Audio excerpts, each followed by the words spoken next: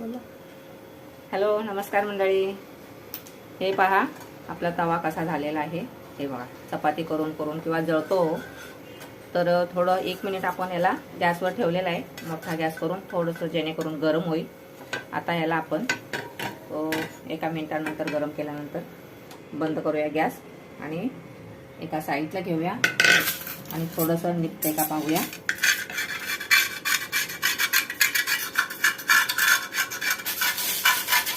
त्या मंडळी कसं निघतंय तुम्ही पाहू शकता. पूर्ण जळालेला भाग असं काढून घ्यायचं.